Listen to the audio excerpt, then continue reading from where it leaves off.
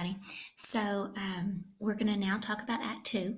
I actually was in the middle of recording just a second ago, and then one of my kids got up and had to use the restroom. I just pretty much just deleted that whole one because I figured it was too much of a disruption and there was no way I could basically get you back on track.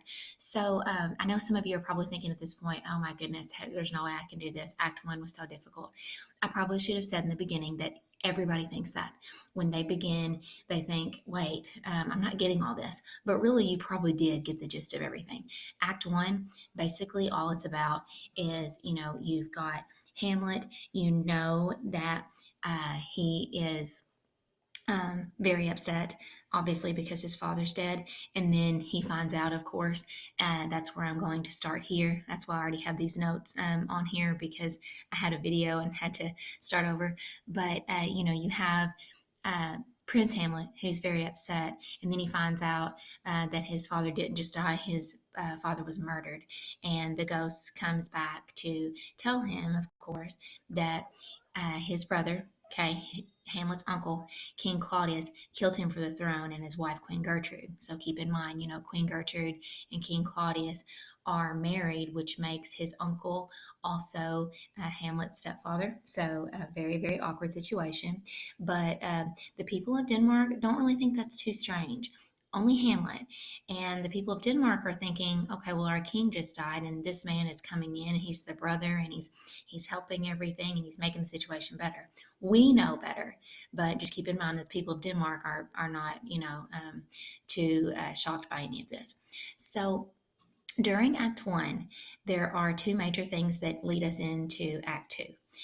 One is that Horatio, Hamlet's best friend, Horatio is one of the men who heard the secret. Now, so did the guards, Marcellus, Bernardo, and Francisco, but there's really no reason to remember them, okay?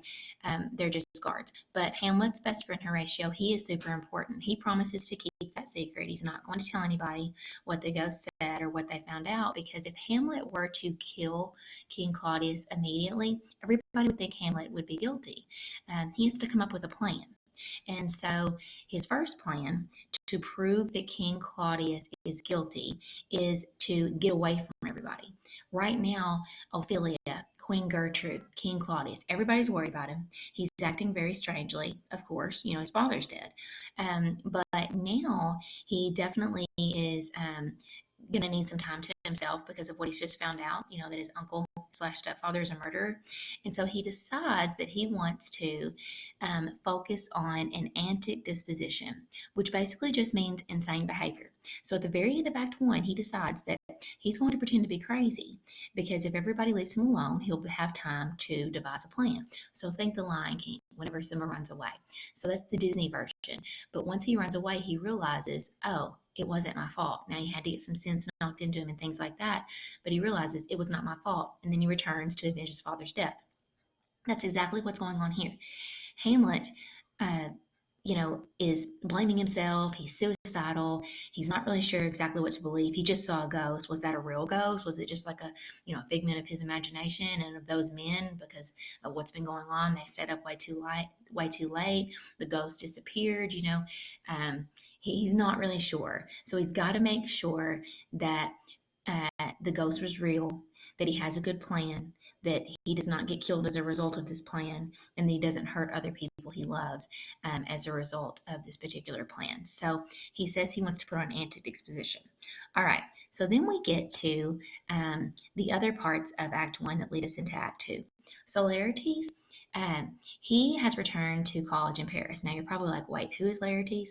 So there's this another family within this royal castle, and those three are Polonius, Laertes, and Ophelia. Okay, so they are very important. Ophelia likes Hamlet, but Hamlet's older, just like Laertes is an older brother, and Ophelia would like to see Hamlet, but her brother and her father say no. Okay, so Hamlet then knows the perfect way to get everybody to leave him alone so that he has time to devise his plan is to get in touch with Ophelia and Polonius because they're basically stalking him anyway. They're worried about him anyway. So Hamlet shows Ophelia and Polonius that he is crazy but going into her closet which is basically uh, her private room, or what we would refer to as, her bathroom. And they just called it like her closet back then.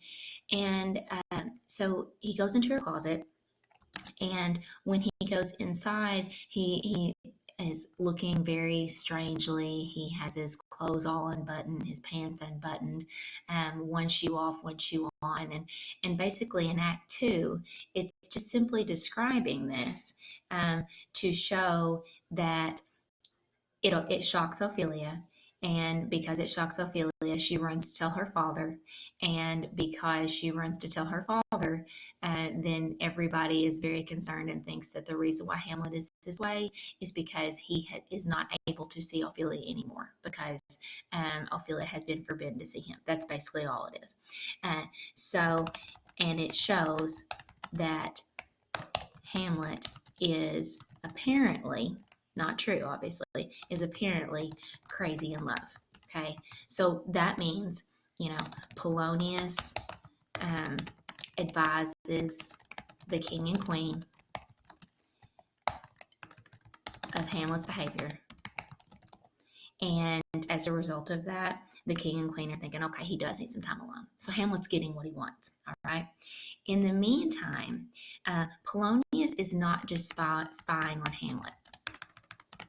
Polonius is also spying on his son, Laertes, who's at school. He sends Reynaldo, a spy, we'll just refer to him as a spy, to Paris to spy on Laertes. Okay. And that just shows that he does not trust his son. His son's away at school, and he fears that his son could make some really bad choices at college. The same thing that your parents, your loved ones would think. That's basically all there is going on there. But in the meantime, just so you know, there is more spying going on. Just like Polonius in Act Two is spying on his son Laertes, with Reynaldo, the king and queen hire spies for Hamlet. All right. So this is what I would like for you to focus on as you're reading Act Two. Do not get so overwhelmed with, oh my goodness, I don't know that I understand this or that I understand that. Watch the video, okay, the one, of course, that I'm speaking in right now. Watch the YouTube videos I have posted on my YouTube channel, okay? Those are short and sweet. You may definitely listen to it, online in order to understand it as you're watching it. That's exactly what I would do. But I would definitely make sure that you pay attention to this video that I'm recording right now, and that you listen to those very short 3 to 4 minute videos over each act and scene. Super helpful. Now, some of you might be thinking, well, that's a lot. But really, if you add up that time and you watch the online version with the text, you listen to the video right now that I'm speaking in, and then you watch those little snippet videos, guys, in that particular part, you are spending maybe an hour, and that's for a whole week. So some of you might want to do it like, 15 minutes a day. Some of you might want to just tune in like twice a week, 3 times a week. That's totally up to you. But just keep in mind that you can do this if you will work at your own pace. Okay. And if that means sit down and do it all at once, then that's fine. But if I were you, I would make sure that I definitely start with this video, that I definitely take a look at that YouTube channel, and just keep in mind these notes that I have posted for you. Okay. I might be over time. So I'm going to check on my time and see if I can edit anything, and I'll catch y'all later. Have a great day.